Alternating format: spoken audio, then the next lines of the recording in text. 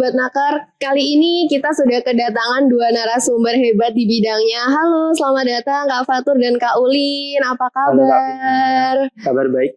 Alhamdulillah. Nah teman-teman, Kak Fatur ini merupakan salah satu instruktur otomotif di BLK Tulung Agung. Dan di samping saya ada Kak Ulin. Kak Ulin merupakan lulusan pelatihan di BLK Tulung Agung yang sekarang sudah sukses mendirikan bengkel dan juga saat ini sedang mengajar ya Kak di salah satu SMK di Tulung Agung.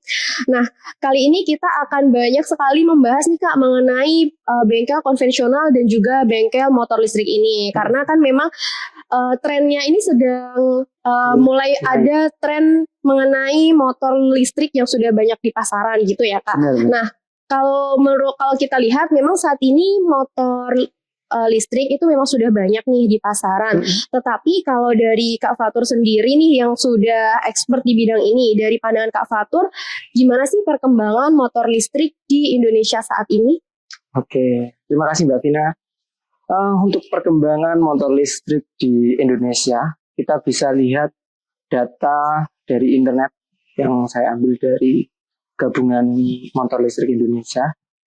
Di tahun 2019 kita lihat ada penjualan motor listrik itu di angka sekitaran 1.000. Di tahun 2024 ini sekitaran 63.000. Nah, itu dilihat dari data itu aja berarti perkembangannya sangat tinggi ya. Yang dari perkembangan yang dari 1.000 hingga ke 63.000. Nah, biasanya pun saya juga melihat di sini itu banyak juga motor listrik yang berlalu lalang. Ya, saya sendiri pun pengguna motor listrik itu. Jadi saya juga menggunakan bisa merasakan lah kemudahan dan kenyamanan atau efisiensi dari motor listrik itu sendiri. Jadi perkembangannya saya bisa anggap berkembang pesat lah.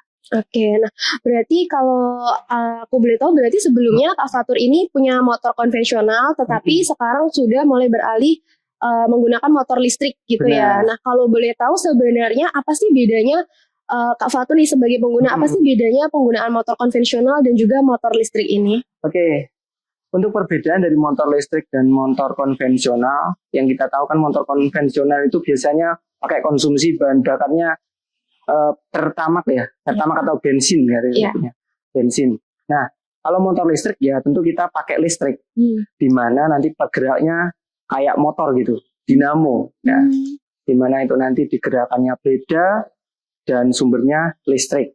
Gitu aja sih, lebih ke penggeraknya saja. Tapi kalau chassis dan lain-lainnya itu sebenarnya masih sama. Chassis jadi kayak masih ada rem, juga suspensi itu sebenarnya sama aja. Jadi yang diubah itu hanya pada proses penggeraknya saja. Begitu. Oke, berarti itu tadi yang berbeda itu di bagian penggeraknya saja ya. Benar. Tapi untuk part-part lain itu sebenarnya masih mirip-mirip atau sama aja gitu ya dengan motor konvensional.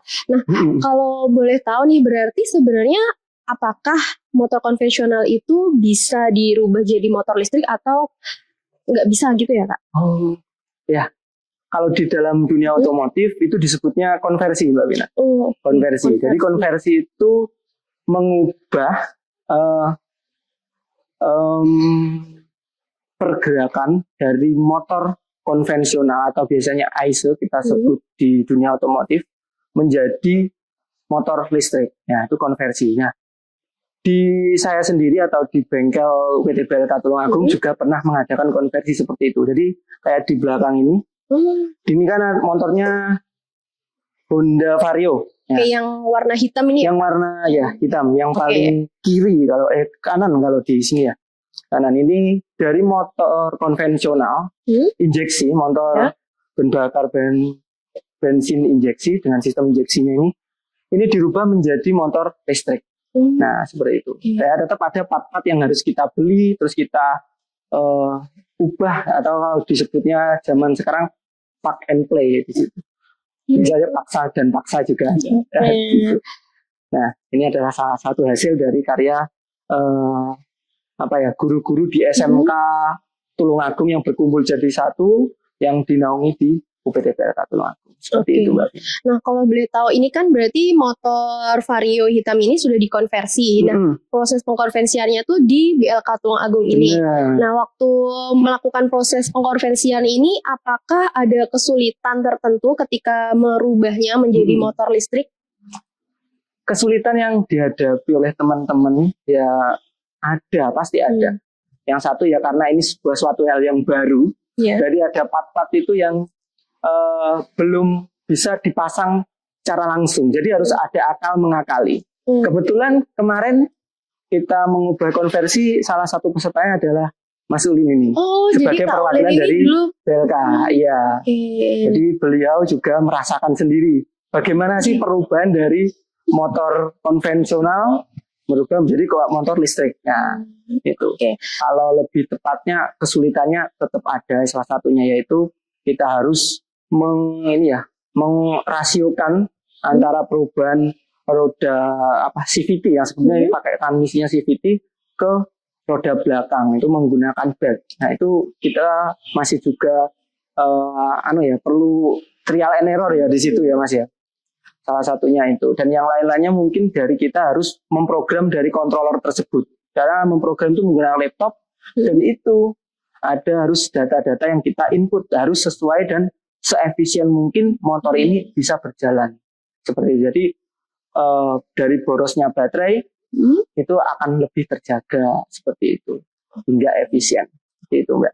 Oke, nah berarti untuk motor ini kan sudah berubah nih jadi motor listrik dan kemarin Kak Ulin ini juga sudah ikut melakukan konversi ya, jadi pembongkaran mesinnya diubah menjadi mesin listrik ini. Nah, kalau boleh tahu sebenarnya skill apa sih yang harus dimiliki ketika kita mau menservis motor gitu? Servis motor? Iya. Skill-skill yang perlu kita ketahui ini untuk mekanik ya, mekanik awam. Yang penting ya untuk motor konvensional tetap dasar-dasar dari motor konvensional tersebut. Terus setelah itu kelistrikan motor ya, terus perawatan ringan. Salah satunya perawatan daripada baterainya, perawatan dari injeksinya, perawatan dari suspensi dan perawatan dari rem itu yang perlu kita ketahui. Nah, kalau untuk motor listrik ditambah dari sekian motor konvensional itu ditambah juga tentang bagaimana sih motor listrik itu bekerja. Nah, secara umum itu bagaimana dari baterai, controller sampai ke BLDC atau motornya. Seperti itu, dan ditambah tentang dasar-dasar kelistrikan dari motor listrik tersebut. Lumayan banyak banget ya ternyata yang harus dipelajari. Sampai aku juga bingung nih, ternyata banyak banget part-part juga yang harus dipelajari dan teknik-teknik tertentu yang harus dipelajari gitu ya Kak. Nah, kalau boleh tahu apakah nih kita bisa mempelajari hal ini di BLK Tulungagung atau mungkin untuk saat ini di Indonesia cukup kesulitan untuk mempelajari mengenai motor listrik ini, perawatan motor listrik ini? Di Indonesia dari pemerintah sendiri sebenarnya sudah memberikan sebuah fasilitas ya Mbak ya. Yang salah satunya adalah pelatihan konversi ya. Pelatihan konversi yang biasanya dari PPSDM ya, ESDM yang di Jawa Timur juga mengadakan, yang saat itu di Malang dan saya juga mengikuti. Nah, itu dan dari BLK sendiri seperti BPPP Bandung ya, BLK mulai untuk merubah atau membuat pelatihan motor listrik tersebut.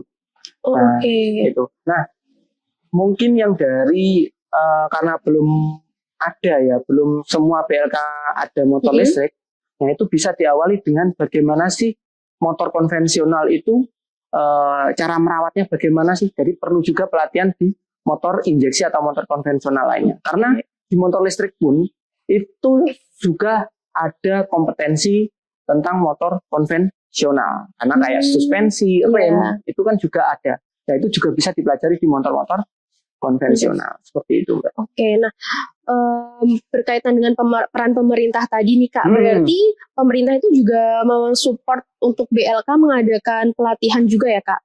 Atau gimana? Support ya seperti itu dari pelatihan-pelatihan kalau dari pemerintah.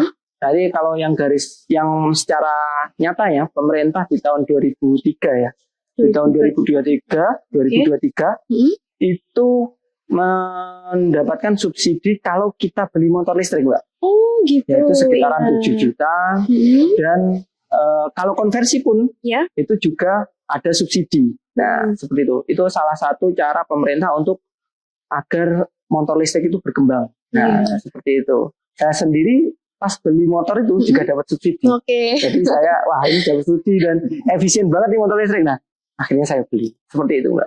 Nah kalau Kak Fatur untuk selama menggunakan motor listrik ini, apakah sudah ada kendala yang dialami selama menggunakannya, atau mungkin udah berapa lama sih Kak Fatur menggunakan motor ini, kalau boleh tahu? Kalau saya itu beli motor listrik itu di tahun 2023 akhir. 2023 akhir. Sekitaran berarti sudah 2 tahunan ya? Desember, hampir 2 tahun. Hampir 2 tahun memakai motor listrik. Nah, itu kalau kita hitung-hitungan efisiensi dari motor listrik konvensional ya. Motor listrik itu saya kapasitas baterainya 3,7 kilowatt. Jadi 3,7 kilowatt nih, 3,7. Nah, kita lihat saya listrik perumahan biaya per 1 kilowattnya itu 1.400-an. Kita bulatkan 1.500 lah ya. 1.500. Berarti saya sekali ngecas itu butuh biaya kurang lebih 5.500-an. Nah, itu bisa untuk jarak tempuh 130 kilo. Sini Malang lah. Dari Tulungagung ke Malang. Nah, kalau biasanya saya beli bensin itu sekitaran 2 liter kalau pakai bis ya. 2 liter itu berapa kurang lebih? Itu 20.000. 20.000 kalau kita pakai Pertalite kan. Kalau pakai Pertamax ya mungkin 30-an lah ya. Nah itu loh selisihnya. Jadi saya hemat banyak di situ. Iya, dari sisi harga memang sudah terlihat perbedaannya ya Kak. Berbeda. Nah, kalau untuk perawatannya sendiri tadi, apakah selama hampir 2 tahun pemakaian ini pernah mengalami kerusakan gitu dari motor yang digunakan, atau sejauh ini mungkin penggunaannya lebih baik nih dibanding Kak Fatur pakai motor konvensional yang biasanya beberapa bulan sekali kan harus dibawa ke bengkel gitu untuk ganti oli gitu ya biasanya. Benar. Kalau dari apa sih yang yang butuh dirawat dari motor listrik itu sebenarnya tidak terlalu banyak, tapi tetap ada. Karena kayak rem, suspensi, atau nanti rem suspensi, apalagi ya kira-kira mungkin rodanya, ban ganti ban itu kan ya tetap ban. Jadi tetap sama kayak motor konvensional, itu perlu kita rawat dan perlu kita ganti. Nah, itu tetap ada, tapi kalau dari segi kualitas ya, kualitas kayak gimana sih motor listrik dibanding motor konvensional itu tergantung dari pabrikannya juga. Karena pemain dari motor listrik itu banyak. Contohnya mungkin ada Polytron, ya gesit, jalan ini gesit ya. Saya sendiri ada Polytron, terus ada, apalagi kira itu Uinfly itu dari produk luar itu juga berbeda daya tahan, daya kualitas daripada chassisnya. Dan biasa yang disering keluhkan memang masih di chassis suspensi, memang di situ. Nah, kadang saya memang setelah beli agak diubah-ubah sedikit lah suspensinya. Tapi untuk overall dari motor listriknya sendiri itu worth it lah. Berarti ketika pemerintah membuat promo ini untuk biar masyarakat beli motor listrik ini, juga ada sangat banyak sekali poin positifnya gitu ya Kak. Dan juga memang motor listrik ini benar-benar membantu untuk efisien gitu ya Kak, lebih efisien ketika kita menggunakan motor listrik. Benar. Aku membahas mengenai fasilitas. Nah, kalau dari pemerintah tadi kan sudah memberikan subsidi dana nih untuk pembelian motor listrik ini. Nah, kemudian juga mengadakan pelatihan dan juga di beberapa pelatihan di beberapa tempat gitu ya. Salah satunya kan di BLK Tulungagung juga ikut pelatihannya motor listrik gitu ya Kak. Nah, kalau boleh tahu nih, ketika setelah Kak Fatur ikut pelatihan motor listrik itu, apakah juga diajarkan nih di BLK Tulungagung mengenai penggunaan motor listrik ini? Nah, kalau di BLK Tulungagung itu kita sedang menyiapkan lah untuk pelatihan daripada motor listrik itu. Tapi kalaupun ada yang mau belajar motor listrik, sebelum menunggu programnya, bisa saja didahului dengan belajar motor injeksi atau konvensional itu. Karena memang ada part-partnya tadi. Ada part-partnya tadi ada. Jadi nanti bisa disinggung sedikit tentang motor listrik di situ. Nah, di dalam pelatihan sendiri kan banyak juga fasilitas-fasilitas yang didapat di situ. Nah, kalau kita ngomongkan dengan fasilitas yang didapat itu yang pertama ya seperti di PLK yang mungkin yang belum tahu ya. PLK itu dapat baju, baju dapat, seragam, ya. Uang transport itu dapat, modul dapat. Terus apalagi di untuk modul alat-alatnya ATK itu dapat, ATK dapat, tas ya, tas ada dapat, sepatu itu kadang juga ada, ya. Ada dan tergantung dari anggaran. Nah, itu juga fasilitas-fasilitas pendukung ruang kelas, musola itu juga ada di sini di PLK. Nah, itu sama, semua pelatihan itu mendapatkan dan itu nanti bisa sebagai pendukung dari pelatihan-pelatihan tersebut dan modul-modul unit kompetensi yang kita bahas ya tetap kita samakan dengan apa yang dibutuhkan saat itu juga. Nah kalau boleh tahu kalau di BLK Tulungagung sendiri untuk pelatihannya gimana sih Kak? Apakah dari buku lebih banyak belajar dari buku gitu atau kita ada praktik-praktiknya juga? Dan juga mungkin aku mau tanya alat-alatnya gimana sih untuk alat-alat pelatihan di sini kira-kira apakah sudah cukup bisa nih buat teman-teman belajar untuk melakukan perbaikan motor konvensional ini? Untuk alat-alat di bengkel otomotif ya itu sudah bisa mengakomodasi semua pelatihan yang terkait perawatan sistem injeksi tersebut itu. Nah, konvensional itu bisa. Nah, untuk motor listrik ya kita sedang mempersiapkan ya. Insya Allah di tahun depan insya Allah ada ya untuk program pelatihan motor listrik itu yang nantinya ya mungkin dari teman-teman bengkel mau upgrade itu bisa. Seperti itu Mbak. Dan untuk alat-alatnya ya sudah lengkap lah ya. Jadi bisa dibilang kalau teman-teman daftar pelatihan di sini sudah cukup datang aja ya, nggak perlu bingung harus bawa tang obeng kayak gitu-gitu nggak perlu ya. Nggak perlu di sini. Nah terus juga untuk motornya juga sudah disediakan ya Kak untuk dibongkar pasang atau gimana nih? Atau motor siswa sendiri yang harus dibongkar pasang nih Kak? Iya, karena motor konvensional atau injeksi itu banyak loh di situ ada 16. Motor listrik sementara itu ada 3 ya, kita 3. Untuk nanti pelatihan-pelatihan karena motor listrik tidak hanya terkait motor listrik saja karena nanti ada kompetensi di dalam itu rem, suspensi yang itu nanti juga ada di motor konvensional atau nanti kita pakai trainer namanya. Seperti itu Mbak. Berarti alat-alatnya tadi sudah lengkap. Nah terus nih kita mau bahas nih Kak, karena alat-alatnya udah lengkap, terus siswanya kan udah ikut pelatihan nih. Nah kalau menurut Kak Fatur gimana sih peluang karir untuk di industri motor listrik ini? Peluang karir ya? Peluang karir untuk mekanik ya, mekanik motor listrik. Seorang mekanik di motor listrik ini. Lulusan motor listrik itu diprediksi di tahun 2030 ya. Di tahun 2030 itu juga usaha dari pemerintah itu kemungkinan bisa menyerap sekitaran 1 juta tenaga pekerja tentang mekanik atau yang ahli dalam kelistrikan yang nantinya itu bisa bekerja yang pertama di pabrik-pabrik pembuatan motor listrik, yang kedua sendiri menjadi bengkel ya, membuat bengkel motor listrik atau mungkin upgrade daripada dari bengkel konvensional ini menuju bengkel listrik ya, yang dimana itu nanti bisa dapat ilmunya dari pelatihan PLK.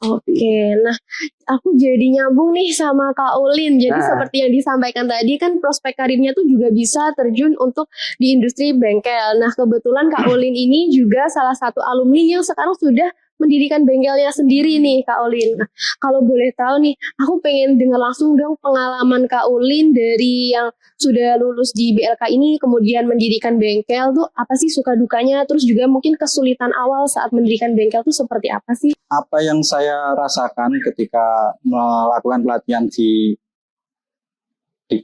BLK ini, ya banyak sekali yang bisa saya terapkan di bengkel. Makanya dari pelatihan BLK, kemudian saya lulus dari pelatihan tersebut saya dan teman saya itu mendirikan bengkel.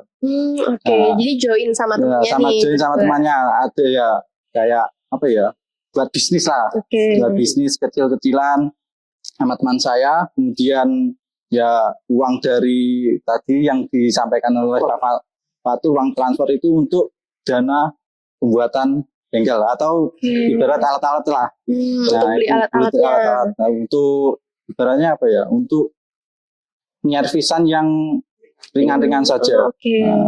Nah, dari situ kemudian ya Udah mulai banyak pelanggan yang datang gitu. Masih belum. Oh, masih belum. Masih karena proses. awal-awal Oke. awal-awal pembuatan bengkel kan masih sepi. Nah, untuk pelanggan pertama itu saya dapat dari teman saya, ya Pak Dini ya. Iya. Nah, itu terkait servis besar lah, langsung servis besar. Nah, itu saya ngambil motor waktu itu di daerah dekat Bandung, Kecamatan Bandung. Iya, Saya ngambil motor di sana, terus saya bawa ke rumah buat melakukan servis itu. Ya di situ ya sambil membuat konten kaitannya sama penyervisannya gimana, terus sama ya buat apa? Branding juga lah. Ya. Branding ya, untuk awal-awal ya istimewa buat saya bisa dapat itu. Ya akhirnya ya lama-kelamaan buat poster, terus buat branding itu ya alhamdulillah sampai sekarang ya masih berdiri jalan. Bahkan saya sudah buat web buat jadi bengkel itu sudah jadi semakin modern ya ini ya. Sesuai judul kita tadi nih, dia 4.0 ini yang mengikuti perkembangan zaman lah. Oke, keren banget nih Kak Ulin ya teman-teman. Jadi nggak cuma bikin bengkel aja, tapi bikin brandingannya juga dan websitenya juga. Jadi buat teman-teman yang bingung nanti tuh juga bisa perbaikan motor di tempat Kak Ulin. Jadi nggak cuma perbaikan ringan ya teman-teman, perbaikan berat juga tadi langsung bisa ya. Langsung bisa. Oke, gitu. Nah Kak Ulin, kalau boleh tahu apa sih kendala yang sering dialami nih sama pengguna ketika datang ke bengkelnya Kak Ulin? Untuk kendala untuk yang motor bensin biasanya itu kaitannya sama servis ringan, terkait mesin, kemudian suspensi, kemudian rem dan sistem kemudi. Ya, kebanyakan itu saja. Kalau sampai servis besar itu masih jarang.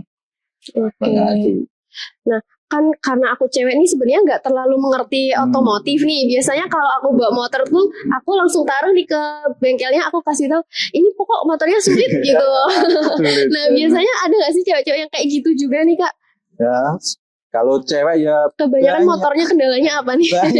Mungkin kalau sekalinya cewek datang itu, langsung berat gitu ya? Ya sekalian datang itu pernah ya baru ngambil motornya dari cewek kan nggak tahu keadaan motor itu gimana, yang penting bisa jalan sih kalau aku ya. Nah baru waktu habis beli semingguan kok motor nggak enak, terus dibawa ke bengkel saya. Nah Mas, ini motor saya tuh nggak enak, nggak tahu apa nih, pokoknya nggak enak ditumpahin. Ya udah saya sama seperti saya tuh Kak. Jadi ya kita sampaikan, kita coba dulu gimana motornya nggak enaknya gimana, nanti kita sampaikan perlu bergantian spare part ini gitu. Oke. Nah, terus terkait itu tadi kan kalau yang kendala yang dialami Mbaknya kan motor konvensional gitu ya. Nah, kalau dari Kak Ulin sendiri gimana sih pandangan Kak Ulin tentang adanya motor listrik ini?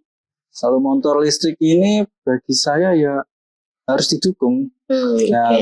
Gimana ya, dari perkembangan otomotif kan sangat pesat sekali toh. Dari yang awalnya karburator berubah menjadi sistem injeksi, kemudian ada hybrid. Nah, kita masuk ke motor listrik. Nah, kita sebagai mekanik ya harus beradaptasi lah terkait sama perkembangan zaman di dunia otomotif. Oke.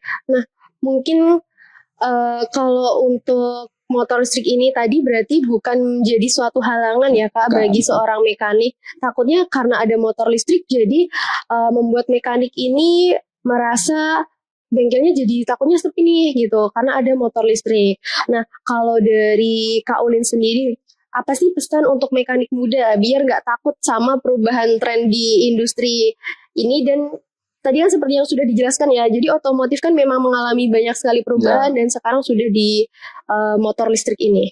Ya, kita sebagai mekanik, saya sendiri kan sebagai mekanik juga pengajar ya. Ya, kita harus siap apapun kendala atau perkembangan dari dunia otomotif. Terutama tipsnya pertama yaitu upgrade skill. Nah, upgrade skill itu dari mana? Ya mungkin dari bisa sharing-sharing ke teman-teman mekanik, kemudian ya belajar otodidak, ataupun nanti ada pelatihan di BLK. Nah, itu sangat terbantu sekali lah mekanik-mekanik yang masih menyervis motor konvensional. Nah, kemudian dari nanti kaitannya sama pelayanan tipsnya. Untuk pelayanan sendiri nanti ya kalau motor listrik kan kita masih jarang ya. Kita bisanya persiapan mungkin dari alat-alat. Kalau alat-alat mungkin hampir sama seperti sistem konvensional. Nah, itu kita ibaratnya siap menyiapkan tempat pengecasan untuk baterainya. Nah, kemudian tentang label bengkel siap menerima motor listrik juga. Soalnya dari sistemnya juga sama. Dari kelistrikannya itu kan ada kelistrikan tegangan tinggi dan tegangan rendah. Kalau tegangan rendah itu sama seperti motor konvensional, gitu ya. Itu.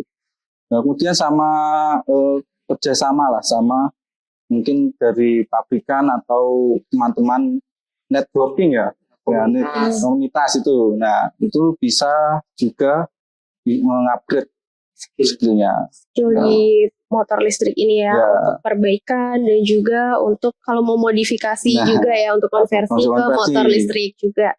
Oke, nah mungkin terakhir nih, gimana apa sih harapan dari Kak Ulin untuk masa depan industri bengkel di Indonesia sebagai owner nih bengkel listrik bengkel ini? Untuk harapan saya ya kita harus tetap stay apa ya? Stay terus lah buat upgrade gitu. Terkait skill di dunia otomotif. Nah, biar bisa tetap survive dan juga sukses gitu ya. Jadi buat mekanik muda atau mekanik pemula, teman-teman nggak boleh berkecil hati ketika ada perubahan. Kita tetap harus belajar beradaptasi gitu ya. Nggak boleh langsung merasa down dan juga bingung nih gimana terkait perkembangan bisnisnya nanti kayak gitu. Oke, nah mantap banget nih teman-teman, gak kerasa tadi kita sudah ngobrol banyak banget ya mengenai motor listrik dan juga motor konvensional, kemudian juga mengenai trennya saat ini seperti apa, skill apa aja sih yang harus dimiliki, dan juga tadi kita membahas peluang usaha untuk mendirikan bengkel gitu. Jadi buat teman-teman kalau bingung nih terkait perkembangannya nanti seperti apa, jadi buat teman-teman yang pengen terjun di industri otomotif ini nggak perlu khawatir ya. Nah, jadi melihat Kak Ulin dan Kak Fatur yang juga sudah sama-sama sukses di bidang otomotif ini, jadi untuk peluang karir di industri otomotif itu tidak hanya menjadi karyawan saja, tetapi bisa menjadi pengajar seperti Kak Fatur dan pengajar dimanapun, dan juga seperti Kak Ulin nih yang sudah mendirikan bengkelnya. Jadi buat teman-teman, kalau untuk bengkel sendiri itu ternyata nggak hanya butuh modal saja, tetapi juga butuh kompetensi ya Kak Fatur dan Kak Ulin. Tadi seperti yang Kak Ulin sampaikan, tadi Kak Ulin ikut beberapa kompetensi juga. Jadi buat teman-teman yang tertarik nih untuk masuk ke industri otomotif ini, teman-teman bisa mengikuti pelatihan seperti yang Kak Ulin ikuti di BLK Tulung Agung. Ada lebih dari 20 pelatihan yang teman-teman bisa ikuti. Nah, salah satunya ada otomotif yang diajar oleh Kak Fatur dan instruktur lainnya. Nah, buat teman-teman yang tertarik nih buat ikut pelatihan, jangan lupa follow IG UPT BLK _Tulung Agung dan juga Instagram naker_jatim ada di bawah ini. Nah, untuk mengetahui informasi seputar pelatihan lainnya, teman-teman bisa stay tune di Instagram tersebut ya. Sekian dari kami, saya Vina pamit undur diri. Bersama BLK Tulung Agung, bisa, pasti bisa.